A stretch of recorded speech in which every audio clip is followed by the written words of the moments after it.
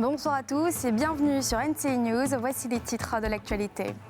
À 9 mois des élections présidentielles dans le pays, la gendarmerie nationale sensibilise ses hommes. Ce vendredi, la caserne a appelé les gendarmes à servir l'État avec honneur, loyauté et dévouement. Dans la même veine, les évêques de Côte d'Ivoire annoncent une importante marche pacifique dans un climat sociopolitique tendu. Elle aura lieu le 15 février prochain et réunira des milliers de participants. Et au Soudan, des images de lions faméliques déclenchent une vague de mobilisation pour les sauver. Il manque depuis des semaines de nourriture. Des vétérinaires crient au laxisme et à la négligence du gouvernement. Mais d'abord, les avocats de la Côte d'Ivoire s'opposent à une requête de Laurent Gbagbo. L'ancien président demandait au juge de la Cour pénale internationale une levée des conditions imposées à sa libération. Une requête qui n'est pas de l'avis des défenseurs de l'État ivoirien. Yéli Traoré. Nouveau rebondissement dans le procès marathon dans lequel est accusé l'ex-chef d'État ivoirien Laurent Gbagbo. Les avocats de la Côte d'Ivoire ont déposé une requête lundi 20 janvier devant les juges de la Cour pénale internationale. Ils s'opposent à un souhait de l'ancien président ivoirien de lever les conditions imposées à sa libération. Une requête qui doit être débattue le 6 février prochain devant la CPI. Dans un mémoire daté du mardi 21 janvier, adressé à la Chambre d'appel de la Cour pénale internationale, l'État ivoirien, par la voix de ses avocats, estime juste, équilibrée et proportionnée la décision portant sur la restriction des libertés de l'ex-président.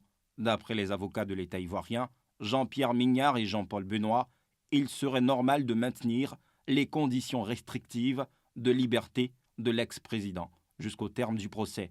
La Côte d'Ivoire serait alors placée dans la même situation troublée que celle de 2011 s'il retrouvait sa totale liberté avant l'issue finale, insistent les avocats de l'État. Le président Laurent Gbagbo et son ancien ministre Charles Blé Goudé avaient été jugés et acquittés et libérés sous condition par la CPI. Ils avaient été accusés de crimes contre l'humanité commis en 2010 et 2011 au cours de violences post-électorales qui avaient fait 3000 morts. 2020, année électorale, demande des dispositions sécuritaires particulières. Ce vendredi, à l'occasion de la traditionnelle cérémonie d'échange de vœux, le commandant supérieur a mis en garde ses hommes sur l'importance de leur rôle dans cette prochaine présidentielle. Tim Identier et Fulgence Kissédou.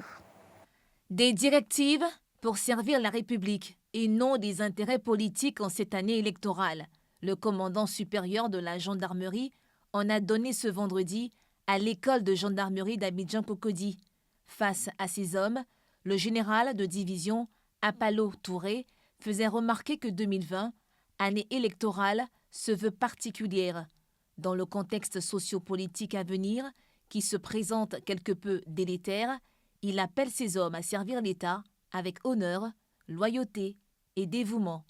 Nous regardons dans une seule direction. Cette direction est la direction républicaine. C'est la direction de la loi. Nous ne devons pas nous laisser divertir.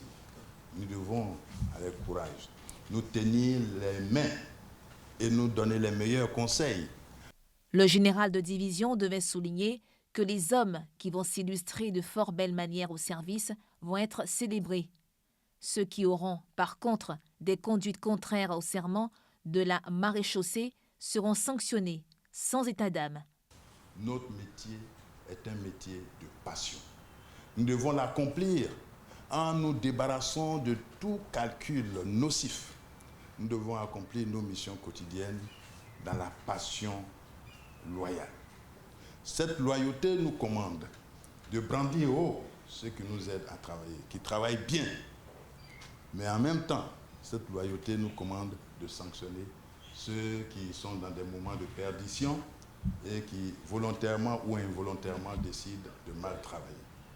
Se réjouissant de cette activité récréative, le commandant supérieur en second a traduit sa gratitude à la hiérarchie pour les innombrables efforts qui permettent de donner des résultats probants sur le terrain. J'aimerais vous exprimer notre reconnaissance et surtout notre fierté eu égard aux actes que vous avez posés et qui ont rehaussé le moral des gendarmes. 2019 a été particulièrement faste pour la gendarmerie nationale. Elle a interpellé cette année 65 coupeurs de route et a neutralisé une centaine d'autres. Elle a également saisi 320 tonnes de drogue et découvert des armes de guerre dans la mer. Les hommes engagés dans ces opérations ont reçu des présents pour les encourager à garder le cap. Dans le même esprit, les religieux de Côte d'Ivoire, inquiets face à la situation politique tendue dans le pays, multiplient les actions. Ils annoncent une marche pour des élections apaisées le 15 février prochain. Ils disent attendre près de 20 000 personnes. Salut Fialikwe. Pour la première fois en Côte d'Ivoire, l'Église catholique annonce une marche le samedi 15 février pour des élections apaisées en octobre 2020. Selon une note de l'archevêque d'Abidjan, le cardinal Jean-Pierre Coutois, la dite marche rassemblera près de 20 000 personnes. Cette marche sera pour tous les jeunes et les femmes qui y prendront part, une occasion de sensibiliser à la paix et de prier pour des élections apaisées dans notre pays. De l'itinéraire, l'on retient que les fidèles catholiques entameront cette action à la place de la République pour rallier la cathédrale Saint-Paul dans le quartier administratif d'Abidjan. À l'issue de leur 114e assemblée plénière tenue à Korogo, les évêques de Côte d'Ivoire, inquiets de la situation sociopolitique, avaient invité, entre autres, à la libération des prisonniers politiques et d'opinion, sans exception, au dégel des avoirs à la concertation et au respect de la Constitution. Le président du Conseil supérieur des imams, des mosquées et des affaires islamiques en Côte d'Ivoire, COSIM, avait appelé début janvier les musulmans de Côte d'Ivoire à jeûner pour la paix et la stabilité dans le pays à 9 mois des élections présidentielles. Début des expulsions près de l'aéroport Félix Houphouët-Boigny pour créer un périmètre de sécurité après la découverte début janvier du corps d'un enfant dans le train d'atterrissage d'un vol Abidjan-Paris. Ce jeudi, les habitants continuent de plier bagages, mais pendant que certains sont résignés, d'autres appellent à l'aide, ne sachant vraiment pas où aller. Tim Edandi et Eric Kimo. À Dufou, Eurocanal, dans la commune de Port-Bouët, se vide. Plusieurs habitants dont les maisons sont sous l'emprise de l'aérocité n'ont pas attendu les démolitions pour quitter les lieux. D'autres, eux, restent. Parmi eux, cette commerçante, propriétaire de 21 maisons dont les locataires ont tous plié bagages. Elle dit ne pas savoir où aller. Ils se sont dit que lundi, nous, on n'a qu'à prendre nos bagages, ils vont venir casser. Nous aussi, on est restés ici, lundi, on ne boit personne. Maintenant, nous aussi, on a démonté tous nos tôles. Regardez nos défenseries, tout ça est gâté. Nous aussi, notre situation, c'est pas bon, on ne peut pas partir, on ne sait pas où on va partir. On n'a pas l'argent aussi pour dire qu'on va boucher partir quelque part. Comme ça, nous, on est restés comme ça. Cette employée d'une entreprise d'entretien vit la même infortune. Elle interpelle sur leur situation. Je m'ai chargé de bagages actuellement. Moi, ici au travail, on m'appelle de venir ramasser mes bagages. Actuellement, ils sont en train de casser. Nous, là, on rentre où? Et les enfants qui sont à l'école, là, on parti où? Donc, on nous dit, où on est parti. Au moins, c'est sûr, on nous laisse en vacances. Ça, c'est nos coins. Actuellement, on vient de faire la fête. Il n'y a pas l'argent. On est parti où? Les habitants encore sur les sites à démolir ne refusent pas de déguerpir les lieux. Pour eux, une aide au relogement s'impose. À défaut, le gouvernement devrait leur accorder un sursis de 6 mois. Même si vous avez des moyens pour trouver des logements dans l'immédiat, c'est beaucoup compliqué. Donc ça fait que là, bon, les populations, nous cherchons un local où aller. Mais au fur et à mesure du temps, on nous dit de patienter, telle personne quittera le local. Bon, donc ça fait que où on n'a pas d'endroit d'aller. La suite logique, ça serait de trouver un autre point de chute et d'aller vraiment. Ici, là, ça nous arrange aussi, puisque quand nous sortons à midi, c'est ici que nous mangeons. Mais aujourd'hui, ça fait qu'on a problème même pour manger.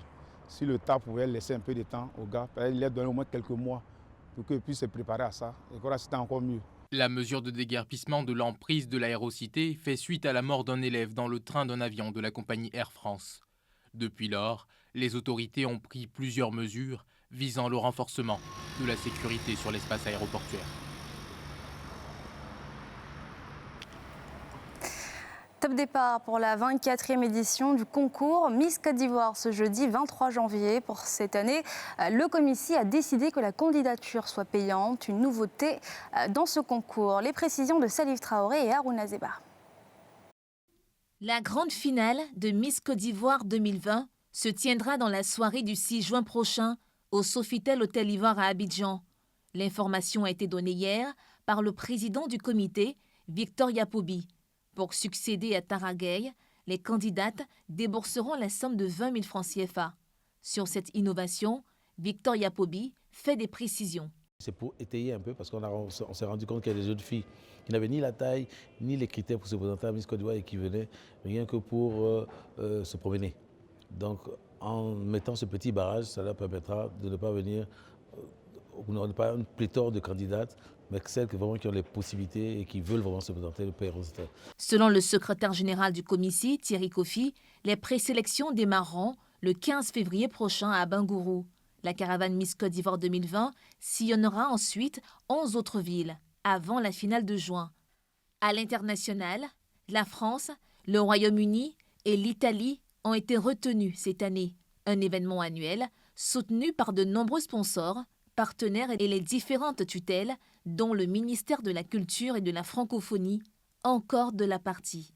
Miss Côte d'Ivoire est un événementiel culturel et en la matière, les jeunes filles qui sont célébrées et qui sont élues comme les Miss portent en elles des valeurs culturelles et notre rôle, c'est d'être là, de les encadrer et de les aider à accroître la visibilité de notre patrimoine culturel. Pour les présélections de cette 24e édition, la ville de Mans sera la grande absente. Elle cède sa place à la ville balnéaire de Grand-Bassam.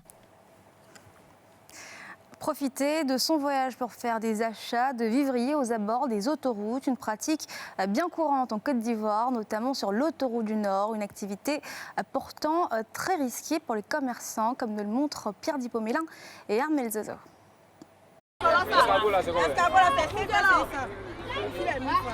Asamoah est un habitué de cette autoroute. Chaque fois qu'il rentre à Abidjan, il fait le plein du coffre à ses marchés de fortune. Du gibier, des fruits et légumes pour la famille. On a couramment l'habitude de s'arrêter ici, non seulement pour le coût, puisque c'est en quelque sorte un marché grossiste. Voilà, donc le coût est favorable. Et puis il ne faut pas rentrer aussi à Abidjan sans quelques petites choses pour la famille. C'est de la viande de la boutique. Quand on vient ici, on se ravitaille un peu là. Avec les jeunes frères qui se débrouillent sur le trottoir, c'est un peu moins cher encore. Ces commerçants, pour la plupart, sont des jeunes et femmes des villages environnants. Ce jeune vendeur de gibier à Lobacro, que nous appellerons Arthur, est souvent pourchassé par les forces de l'ordre. Mais il revient toujours. L'autoroute, c'est son lieu de travail. Donc on est là, on est jeunes. Souvent on se défend ici, mais souvent aussi il y a les eaux forêts qui nous fatiguent. Là, c'est les droits. Mais on va faire comment sur le travail?